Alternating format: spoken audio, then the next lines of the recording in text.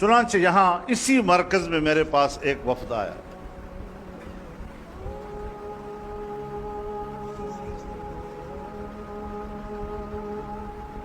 जिसमें पाकिस्तान के चोटी की कारोबारी तबके की क़ियादत भी थी और जिसके अंदर मुझे कुछ लोग एस्टेब्लिशमेंट के नुमाइंदे भी नजर आ रहे थे।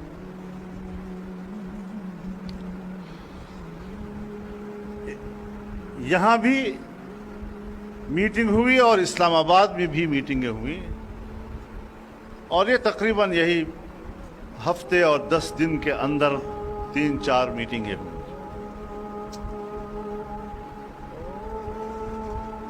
उनका इसरार था कि मैं अपना मौक़िफ़ नरम करूं। उनका यह ख्याल था कि मैं शायद कहीं इक़्तिदार में शेयर का तलबगार हूं और इस हवाले से मुझे आमादा किया जाए एक अच्छा शेयर मुझे देने की। तो मैंने उन पर वाज़ेह किया कि शायद आप मुझे समझे नहीं।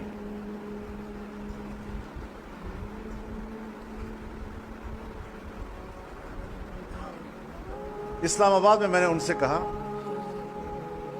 कि जिस मकसद के लिए आप तशरीफ लाए हैं, जिस हुकूमत के लिए आप मुझे आमादा कर रहे हैं कि मैं अपना मौक़िफ़ नरम करूं या उनके साथ मामलात में शरीक हो जाऊं, तो मैं आज इस मीटिंग में इस चैप्टर को बंद करता हूं और मैं इस एजेंडे पर शायद आपसे अगली मीटिंग न कर सकूं। मैं माजरत खा हूंगा। उन तमाम पर कुछ लम्हों के लिए एक सुकूत तारी हुआ और फिर उनके बड़े ने अपना सुकूत कुछ इस तरह तोड़ा कि जी आपने तो बात ही बंद कर दी। मैंने कहा इस मामले में मेरे दो राय नहीं है। अच्छा, तो फिर हम भी एक आखिरी बात आपसे कर देते हैं अगर इजाजत हो। तो मैंने कहा जरूर फरमाइए। तो उन्होंने मुझे कहा कि हम 2-3 सालों से आपकी तकरीरों को नोट कर रहे हैं जो पूरे मुल्क में आप फिर कहते हैं। आप अपनी तकरीरों में 2 बातें करते हैं। एक ये कि ये यहूदी एजेंट है और दूसरा ये कि जंग तहजीबों की है और ये मगरबी तहजीब के नुमाइंदे।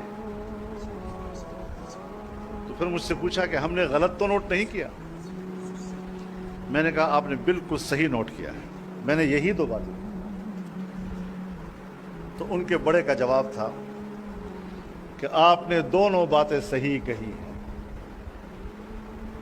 हम दोनों की तायीद करते हैं।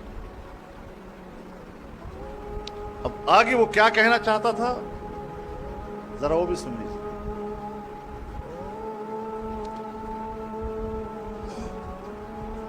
कि दुनिया में बहरहाल जंग मईशत की होती है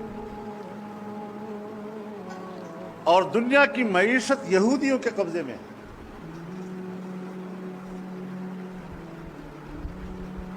कहीं पर अपना माशी गलबा हासिल करने के लिए उस मुआशरे की तहजीब को शिकस्त देनी होती है। सो हमने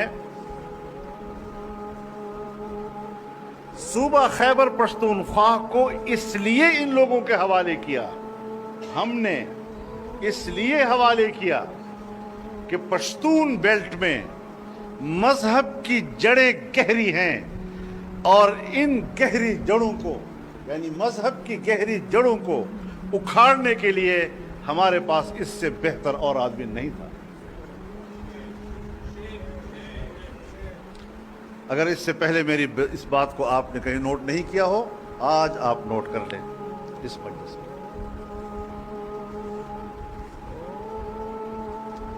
अगली बात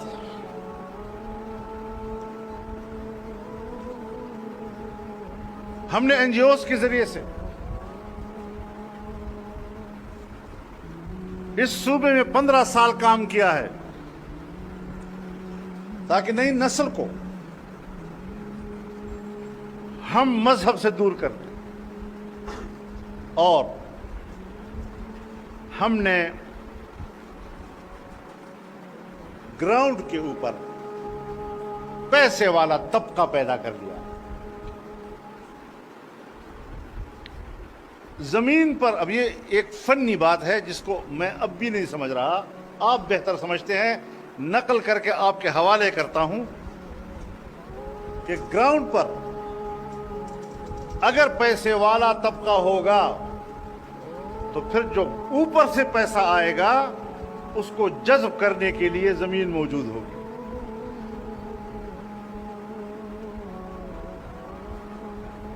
لہذا اب باہر سے پیسہ آئے گا اور بہت زیادہ پیسہ آئے گا اور گلی کوچے تک جائے گا اور آپ کی مسجد تک اور مسجد کے مولوی تک جائے گا۔ اور مجھے مخاطب کر کے کہا، مولانا صاحب پھر اس وقت تم تنہا رہ جاؤ گے، تمہارا مولوی بھی آپ کے ساتھ نہیں ہوگا۔ لہذا ہم پھر آپ سے کہنا چاہتے ہیں کہ آپ اس پیسے کی تقسیم کے عمل میں شریک ہو جائیں۔ اب پورے اس فلسفے کو سمجھنے کی کوشش کیجئے کہ کیا کہا جا رہا ہے۔ اور مجھے کہا کہ اتنا ہم نے یہاں پر ایک پیسے والا طبقہ پیدا کیا ہے کہ آج جب سنگاپور، جاپان اور چین کو فلائٹیں جاتی ہیں تو اس میں 80% تاجر آپ کے صوبے کا ہوتا ہے۔ یہ بلا وجہ نہیں ہوا، پیسہ آئے گا، گلی کوچے تک جائے گا، تمہاری مسجد تک اور اس کی امام تک جائے گا اور تم تنہا رہ جاؤ گے۔ تو میں نے کہا کہ یہ ہم پہ چھوڑے، ہم تنہا رہیں گے یا نہیں رہیں گے۔ اور کوئی 2 مہینے کے بعد پھر مجھے فون کیا کہ پیسہ آ گیا ہے، اور غالباً پہلا قسط $300 ارب کا تھا، اور اس کے بعد دوسری قسط غالباً $200 ارب کی تھی۔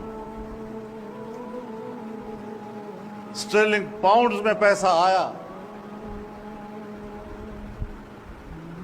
اور پھر فون کیا کہ پیسہ آ گیا ہے۔ ہم پھر ایک بار آپ سے کہتے ہیں کہ آپ اس عمل میں شریک ہو جائیں۔ میں نے کہا نہیں ہوں گا۔